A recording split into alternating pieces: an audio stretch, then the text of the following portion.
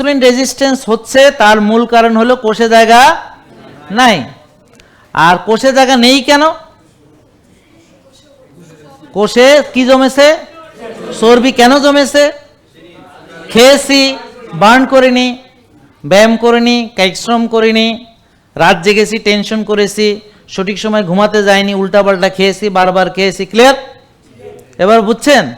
তাহলে ইনসুলিন রেজিস্ট্যান্সের মূল কারণ কি? আপনার জীবনাচরণ, খাওয়া দাওয়া, চলাফেরা, ঘুম, ব্যায়াম ইত্যাদি ইত্যাদি ইত্যাদি।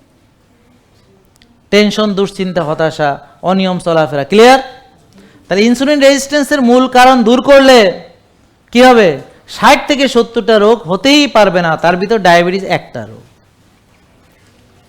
আর কি রোগ আছে? Fatty liver. আর কি রোগ আছে? উচ্চ রক্তচাপ, ইয়েস, প্রেশার, হার্টের সমস্যা, ব্রেনের সমস্যা, ব্রেন স্ট্রোক, কিডনির সমস্যা, অ্যাক্সিডেন্ট, লিভারের সমস্যা, সব, এমনকি প্যানক্রিয়াসেরও সমস্যা, যে এখান থেকে ইনসুলিন তৈরি হয়। কেননা টাইপ 2 ডায়াবেটিস রোগীরা দীর্ঘদিন চিকিৎসা করতে ওষুধে আর কাজ হয় না, পরে ইনসুলিন দেওয়া লাগে, মানে প্যানক্রিয়াস শেষ। এটাকে বলে প্যানক্রিয়াস এক্সস্টেড হয়ে গেছে, প্যানক্রিয়াস শেষ হয়ে গেছে। ইন্না লিল্লাহি ওয়া ইন্না ইলাইহি রাজিউন। যেমন আপনার ক্ষেত্রে আমি আশঙ্কা করতেছি আপনার প্যানক্রিয়াসের অবস্থা কতটুকু ভালো আছে।